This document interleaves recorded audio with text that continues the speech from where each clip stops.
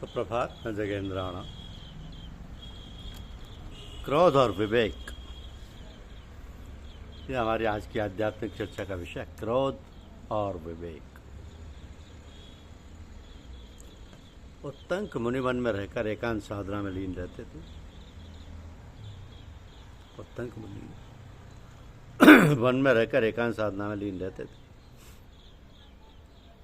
कौरव पांडव दोनों के प्रति वे वात्सल्य भावना रखते थे और प्राय कहते थे कि प्रेम, करुणा और लोभ रहित व्यवहार से सभी का मन जीता जा सकता है। एक दिन मुनि की भेंट भगवान श्री कृष्ण से हुई। श्री कृष्ण ने मुनि को प्रणाम किया। मुनि ने भी श्री कृष्ण को मन ही मन नमन किया।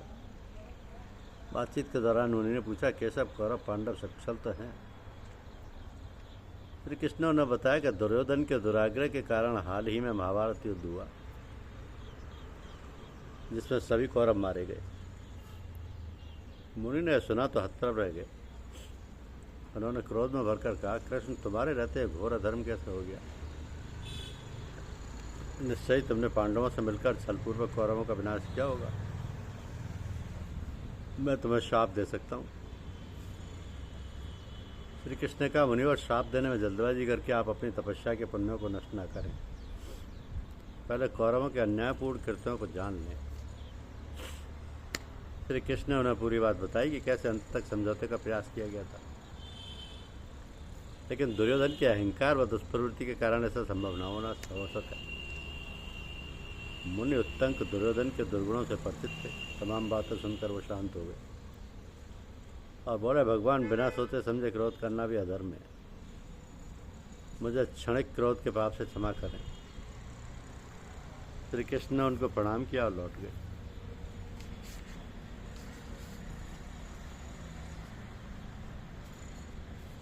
ये भी संतों का आचार व्यवहार का ही हिस्सा है। क्योंकि संसार तो परिवर्तनशील है। परिवर्तनशीलता ऐसी है कि इसमें परिवर्तन नहीं होता। वो तो सतत अपने आप गतिशील और समान रूप से चलता रहता है। जीवन और मृत्यु, ये भी तो परिवर्तन का ही एक रूप है, जिसको हम बहुत अहम भाव से, बड़े चाव से किसी के पैदा होने पर उत्सव मनाते हैं, नाचते हैं, गाते हैं, खूब प्रसन्न होते हैं। उसी प्रकार जब कोई मरता है तो खूब मातम मनाते हैं, रोते हैं, चीखते हैं, सर पटक पटक कर रोते हैं, भगवान को उलाना भी देते हैं। ये सब जीवन की साधारण घटनाएं हैं जो हम प्रतिदिन देखते हैं, सुनते हैं, अखबारों में पढ़ते हैं। आखिर ये है क्या? ये केवल हमारा दूसरों को देखकर उसका अनुसरण करना और अपने आप को उसी प्रकार नकल करने में लगा देना, न सोचना न समझना, बस केवल नकल करना, देखा देखी करना है। ये तो जो लोग विचारवान हैं, बुद्धिमान हैं, वे समझबूझ से काम लेते हैं, किसी का अंधानुकरण नहीं करते।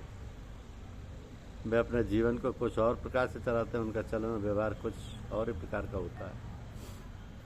हम देखते हैं जो मनुष्य जितना ही विचारशील, ज्ञानी, ध्यानी है, उसका व्यवहार, चाल चलन, रहन सहन एक प्रकार का मानक बन जाता है। एक मिसाल, उदाहरण बन जाता है कि किस प्रकार जीवन को चलाना है, व्यवहार करना है। ये सब होते हुए, सब करते हुए भी हम सब अपने आप में परिवर्तन पाते हैं। तब कभी कभी कुछ पाने की लालसा होती है, तब फिर हमारे अंतर में उथल पुथल होने लगती है। और फिर जिसको अपना बड़ा भला चाहने वाला समझते हैं, उसके पास जाते हैं और उससे अपनी बात कहते हैं और पूछते हैं क्या करें, क्या ना करें। इस प्रकार जो अधिक समझबूझ वाले हैं, जिन्हें ये पता है कि जो ये किसी भी प्रकार से जान गए हैं, जिसके अंदर लालसा है, चाह है कि परमपिता परमात्मा ने ही हमें पैदा किया है और वह सर्वशक्तिमान है, सर्वज्ञ है, सर्वव्यापक है, तो उससे प्रार्थना करते हैं, मांगते हैं, रोते हैं, गिड़गिड़ाते हैं कि हमें ये दो, वो दो, ऐसा कर दो, वैसा कर दो। जब भगवान अंतर हृदय की पुकार सुनते हैं तो वह तो दयालु कृपालु है ही। हमारी कामनाओं की पूर्ति करते हैं। जो ज्ञानी है, ध्यानी है, जिनके अंतर्दृष्टि खुल गई है, वे तो बिल्कुल निश्चिंत बैठे रहते हैं और सोचते हैं, समझते हैं, सर्वांतर्यामी है, सर्वशक्तिमान है, सर्वव्यापक है। तो फिर हमें चिंता क्यों? वो तो हमारे लिए जो ठीक है, उपयुक्त है, करेंगे ही।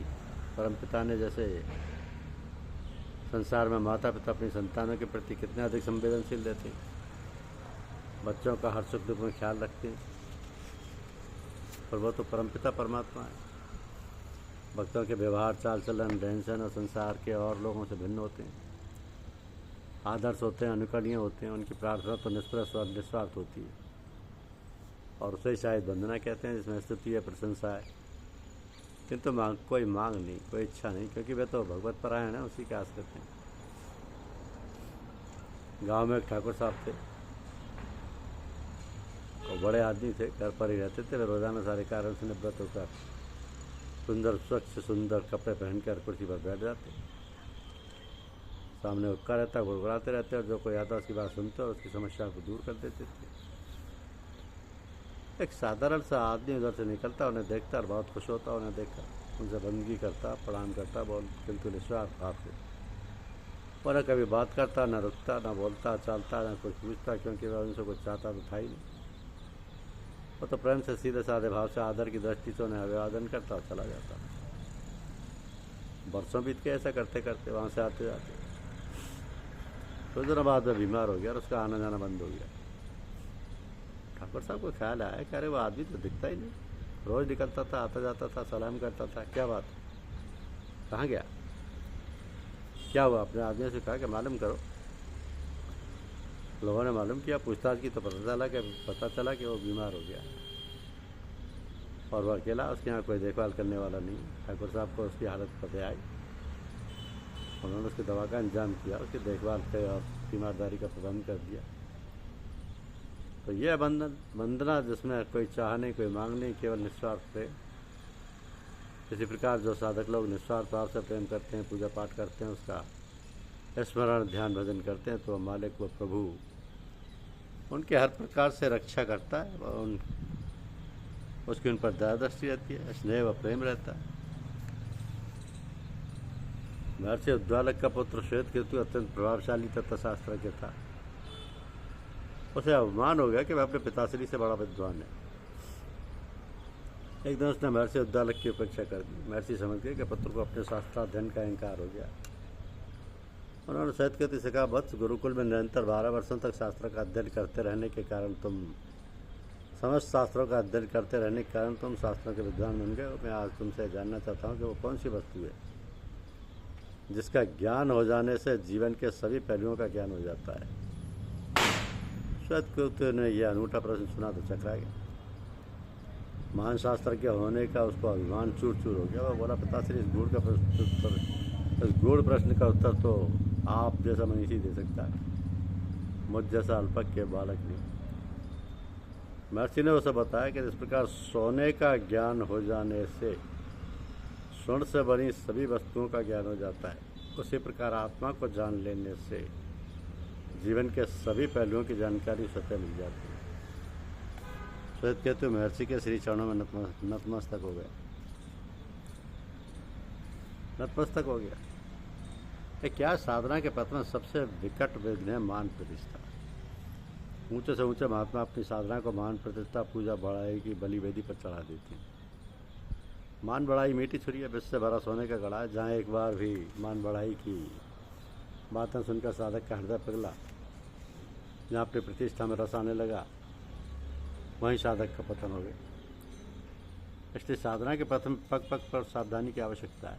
सावधानी की साधना है। साधक को बराबर देखते रहना चाहिए कि कहीं उसके हृदय में कहीं किसी कोने में लुप्त कर काम तो नहीं बसा हुआ है। उसे बराबर अपने ऊपर चौकसी रखनी चाहिए और भगवान का आश्रय रखते हुए सदा दुर्गुणों से बचते रहना चाहिए। यदि भगवान का दृढ़ आश्रय बना रहा तो विपदाएं और विषमताएं कुछ नहीं बिगाड़ सकती। एक बात का सदा ध्यान रखा जाए, कहीं संसार का कोई भी प्रलोभन हृदय को लुभा ना दे। धन्यवाद। यूट्यूब चैनल को लाइक और सब्सक्राइब अवश्य करें। शुक्रिया।